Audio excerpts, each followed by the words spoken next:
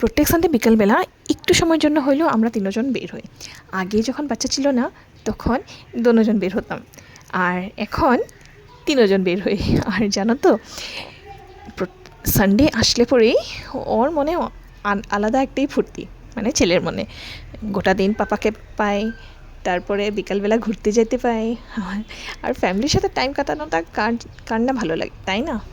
ওরও একে, মা পাপা দুজন একসাথে ঘুরতে যাই।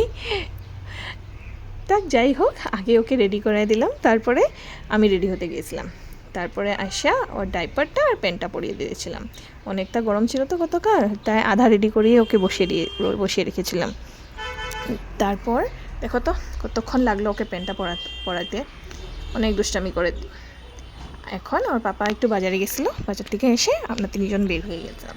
আর ছেলে লইব ব্যাগটা হাতে, তাই ও ব্যাগ নিয়ে, বাজারে ব্যাগ নিয়ে আগে আগে হেঁটেছিল, আর বারবার পিছন ঘুরে ঘুরে দেখে যে মা আসছে কি না, না হলে তো ও আবার ফেরত হয়ে পড়তো, জানো তো।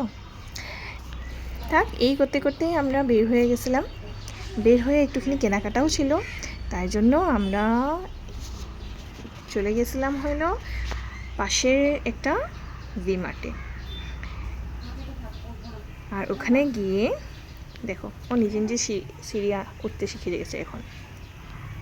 আর তারপরে ওখানে গিয়ে জানো তো, ও অনেক ফুর্তি পায় যখনই যায়।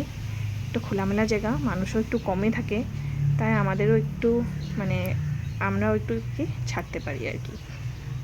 যাই হোক, ই করতে করতে হালকা ফুলকা যা শপিং ছিল আমাদের ওই করে আবার বাড়ির জন্য রওনা দিলাম। তারপর দেখলাম যে না, হাজব্যান্ড বাড়ি তো যাইতেছে না, আবার টাউনের দিকে ও রওনা দিয়েছিল। একটুখানি হালকা ফুলকা স্ন্যাক্স করে আবার ঘরের জন্য আমরা ফেরত এসে পড়লাম। এই করতেই আমরা সানডেটা পার করাই আর কি। দিনের বেলা রান্নাবান্না, আর বিকালবেলা একটু ঘুরি। চলো টাটা, বাই বাই।